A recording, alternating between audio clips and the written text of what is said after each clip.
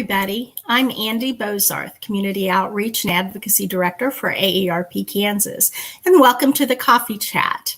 I'm joined today by Merilyn Douglas, who is an advanced practice nurse, and we're here to talk about updating the statutes of advanced practice nursing. Hi, Merilyn. Hey, Andy. Hi. Thank you for having me. How are you? I'm doing great. How are you doing? Doing well. Thank you for joining us today. I really appreciate you taking time out of your busy schedule. And can you tell me a little bit about advanced practice nursing? Sure. So first of all, I just wanted to say thank you for giving me this opportunity. To tell you the truth, this is my treasure to be able to speak to AARP members. I spoke with your group 2 years ago and was surprised and enlightened by your amazing intuitive questions that they had. And I heard some perfect stories that reinforce why we are talking about this issue today, why our legislation would be beneficial. So advanced practice nurses are registered nurses who have gone on to get their master's or their doctorate degrees in a specialty that or a population that they choose to take care of. In my situation, I'm a family nurse practitioner, so I chose a family nurse practitioner program at KU. So what that means is that I can, as a nurse practitioner, I prescribe, I diagnose, I order tests, I counsel, I educate, do lots of things, which is called primary care. In other roles of APRNs, there are 4 different roles, and the other roles include a clinical nurse specialist, which usually works in a hospital setting, a nurse midwife, and then the 4th one would be the nurse anesthetist. So Andy, what I intended to do was just go ahead and talk a little bit about our situation, and then we can open it up for questions, if that's okay. That would be great. Thanks, Merilyn. Okay, great. So I mentioned that I'm a family nurse practitioner. I live and work in Garden City, Kansas, Southwest Kansas, and I have 40 years of nursing experience, and 20 of those, the last 20 have been as a nurse practitioner. I am proud to report that I was the past president of KAPN, which stands for Kansas Advanced Practice Nurses Association, and we are a state-level association, and our mission is that we are dedicated to assuring that all Kansans have access to cost-effective, high-quality healthcare that's provided by APRNs.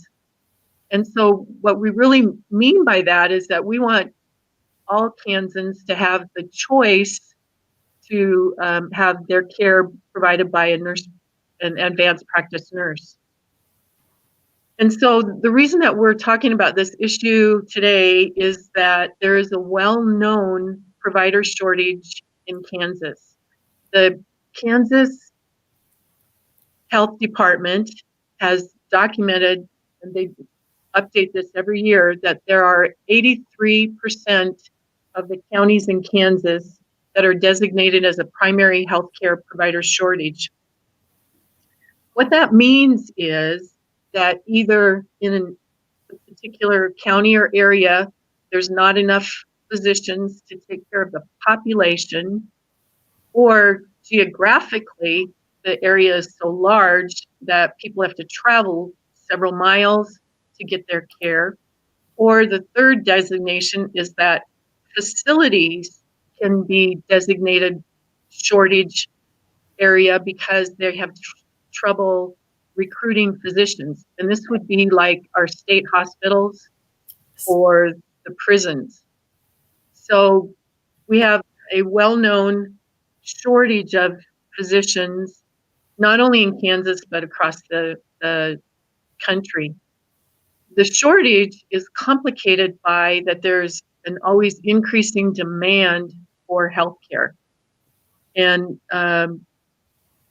these statistics are provided by United Health Group, which is an insurance company, but they based it on the US Census Bureau. So they're predicting that the population that is over 65 years of age will increase 38% by 2030. And that number will be 73 million people. The folks that are over age 75 will increase 55%, and that number will be up to 34 million. So our population is aging, and along with an aging population, the folks that are over age 65, 78% of them will have at least one chronic illness and will require health care. In other words, they may require at least one medication and follow-up, let alone that those people should be, of course, getting preventive health cares and annual physicals. So you can see where the demand for care mushrooms. So let's bring it back to 2020, which has been complicated by COVID, right? Here in Kansas, we have, the health department has reported that we've had 3,255 deaths in Kansas as of January 11th. But what's chilling about that number is that 85% of that, which is over 2,700, were over the age of 65. So it's the Medicare AARP population that COVID was most devastating to. To me, that was kind of a chilling statistic. One group that monitors the physician shortage is called the Association for American Medical Colleges. And their president, who is also a doctor, Dr. Scorton, made this statement this year. The gap between the country's increasing healthcare demands and the supply of doctors to adequately respond has become even more evident when we continue to combat the COVID-19 pandemic. The challenge of having enough doctors to serve our communities will get worse as the nation's population continues to grow in age. So this is a problem that has been talked about in the legislative arena, been talked about amongst healthcare providers and CEOs.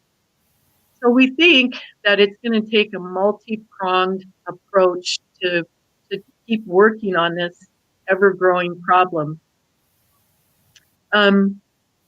What does this translate down to for you and me? What it means is that sometimes it's going to be a long wait before you can get an appointment in a physician clinic.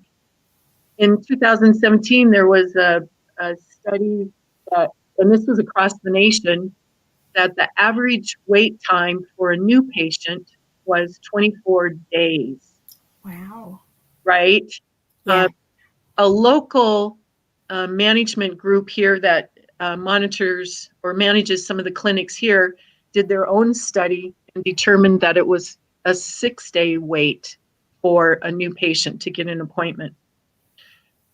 Those numbers are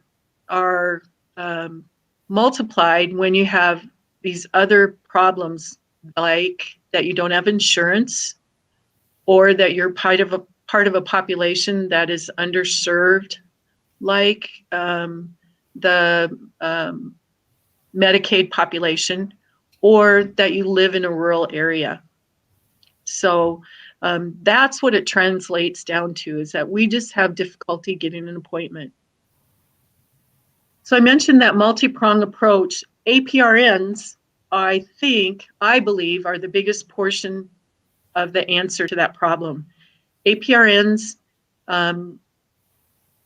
are kind of provider, and I want to say right now, we're not trying to be substitute physicians. We are advanced practice nurses who provide care that includes evaluation, diagnosing, interpreting lab results and x-rays, prescribing medications, prescribing non-pharmacologic measures like physical therapy. And of course, nurses are great at teaching and counseling.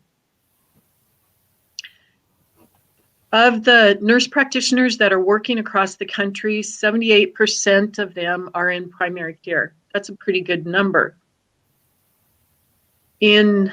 Of all the schools of nursing across the country, 16,000 nurse practitioners graduate each year from a primary care program. So some of them do choose to go into specialties, and that's okay. But of these 16,000 primary care graduates, they are ready to work, okay? Contrast that with the medical school graduates. About 5,000 of those choose primary care residencies, which is about 1/3 of the number of NPs that are produced in any one year. What is the problem that we're looking at? Across the nation, the statutes that regulate practice for nurse practitioners, for nurse midwives, for nurse anesthetists, all vary across the state lines. So here in Kansas, we are called a restricted state. And by that, we mean that the statute defines that an APRN can work if they have a physician-signed agreement to practice. So in other words, if I want to go and open a practice in a different community, the first thing I have to do is find a physician who will agree to sign this agreement that he will be my collaborating physician.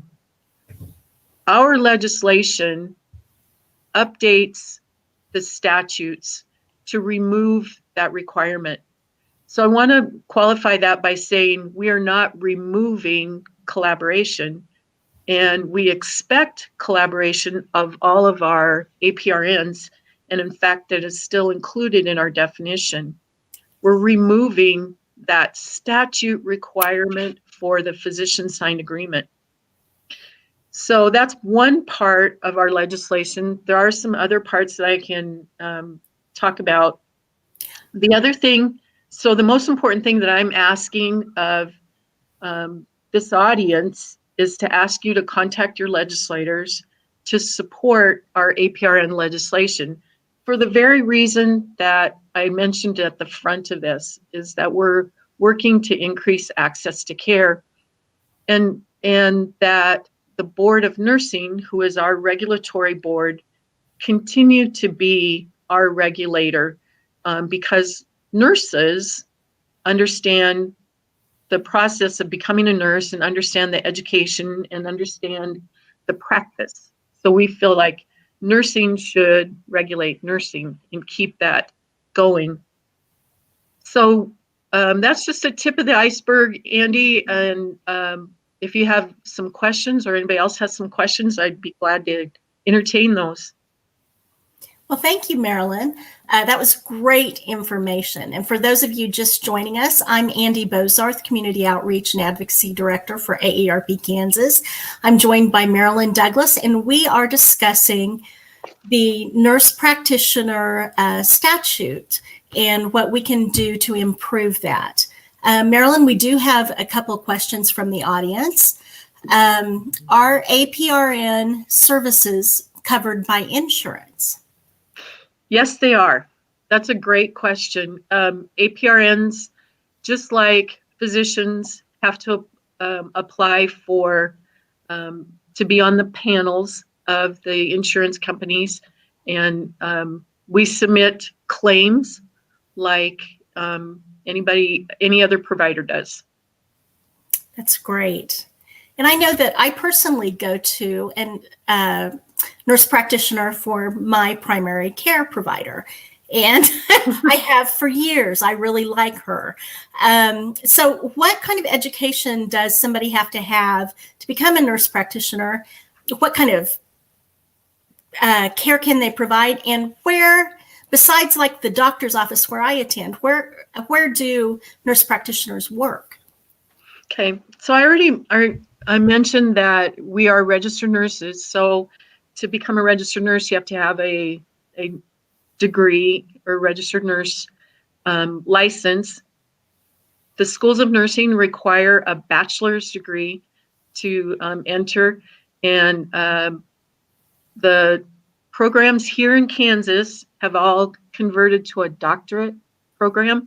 But I would tell you that across the country, it's the master's or higher that are usually APRNs. And where do we work? We work in hospitals as well as clinics. In the hospital setting, APRNs are seeing people on the floor and doing intensive care work, as well as specialty work, as well as hospitalist type work. APRNs also work in long-term care facilities, doing the same kinds of things that physicians do, make rounds.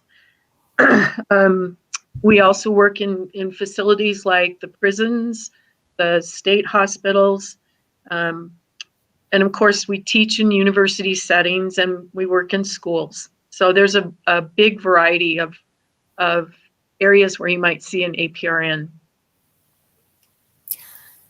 Another question I have is Governor Kelly had an executive order last year that involved APRNs. Can you tell me a little bit about what that included? Sure. We worked with Governor Kelly's administration to make sure that we were included in that.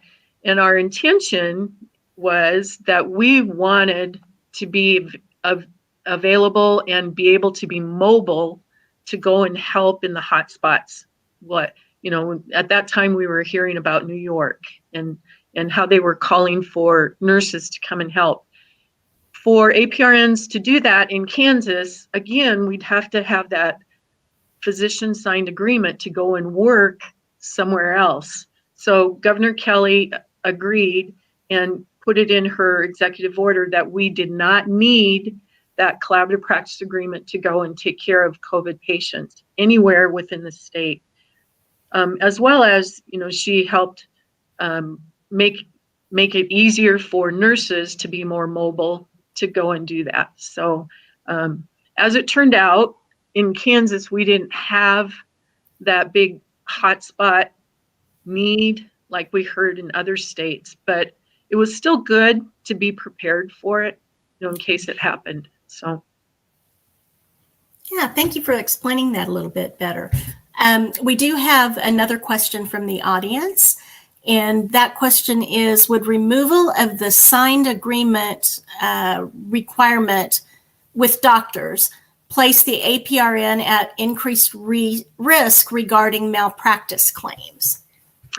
So one of the things that I didn't tell you is that this legislation has already passed in 23 other states. Oh. And what we know from those 23 other states is that the malpractice insurance rates for those APRNs did not go up. It did not increase after that legislation was passed. And the other thing that I'm proud to report is that things like the malpractice claims and the adverse events, those are things that states track year to year. Those rates did not increase in those states that have already passed that legislation. Nebraska is one of our neighbors who have already passed it. Colorado has. The one state that was the most recent would be Massachusetts. So it's all around us. It's all over the country, it sounds like, with that many states having already passed it. And there have not been detrimental effects from passing it? That is correct. And those good indicators that I mentioned, I think, help justify that. So, Thank you. Let's see. Who is opposing this legislation? yeah. Because it sounds like a common sense move. So who would be opposing this? Yeah. So our group has been working on this legislation for the last 5 years. And actually, it's been longer than that the Kansas Nurses Association has been helping us to try and get this legislation going. It's the physician groups that oppose this legislation. And that comes from their national organization. And they will claim that the physician should remain and continue to be the director of medical care in any situation, or what they call the team captain. And so they claim that this physician signed agreement is the vehicle that causes them to remain as the captain of the ship or the team captain. What we will say is that is outdated, okay? That APRNs are well educated, well trained.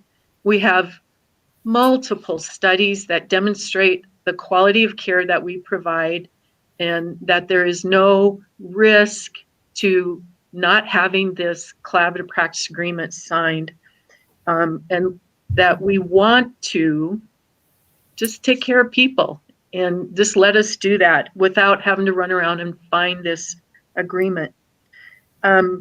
This agreement is a barrier for APRNs coming into our state. If you think about somebody looking for a job or trying to decide where they want to move, this is a factor that they consider coming into the state. If there's the state next door that doesn't require that, and I can go and open a practice in Nebraska, that's easier, that's what they're going to do. And remember, our goal is to increase the number of providers in Kansas. So I think access to care is one of the things that we have to continue to focus on because it is a huge issue, especially for the AARP population. So what do you see as some of the benefits of this legislation for the AARP population?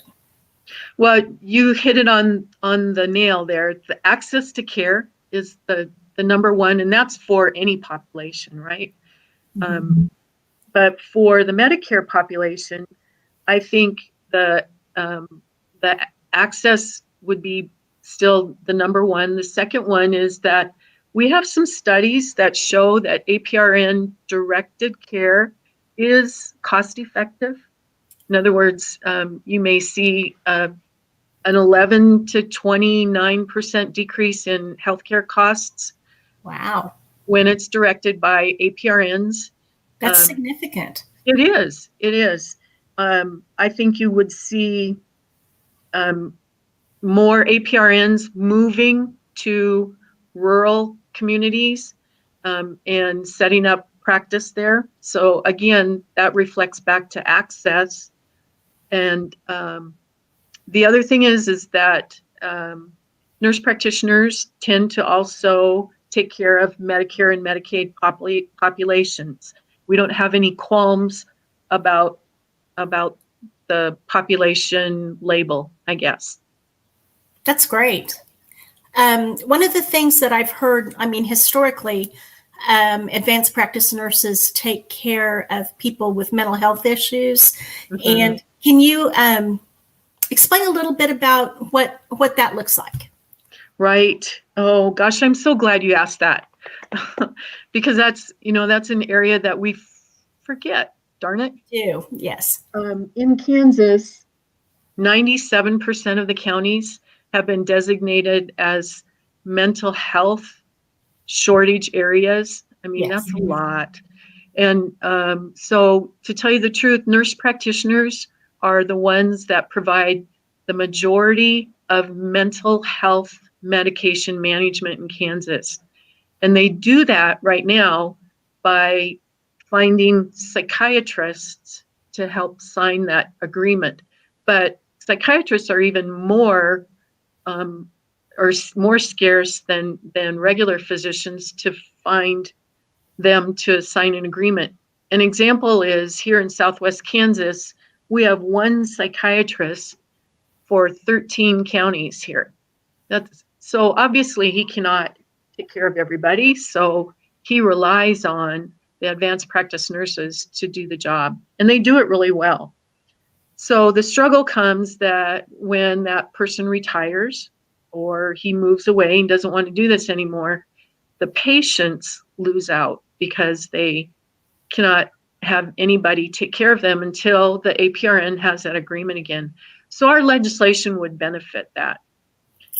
Definitely. And then I would tell you that I have a colleague that lives in Liberal, Kansas, who also helps with precepting APRNs in the mental health arena. And she's frustrated because she spends the time to teach and precept those APRNs, and then they choose to go to Colorado and work because it's easier to get a practice started there. So what would you ask our audience to do today to help move forward this legislation?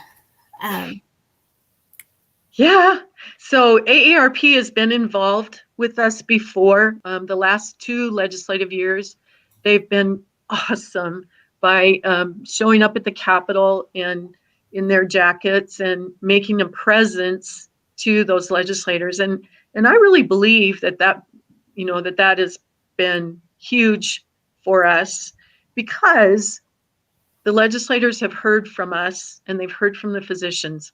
Now it's time to hear from real, true constituents in their own communities to say, you know what, I see a nurse practitioner, just like you said. I hear that story a lot. I have a nurse practitioner in my family. It's just becoming more common.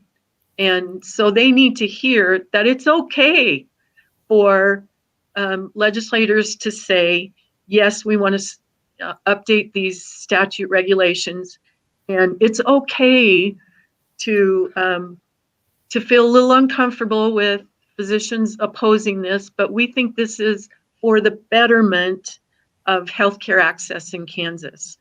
And so that's what I ask, is that you talk to your legislators and tell them how you feel about this legislation. Thank you.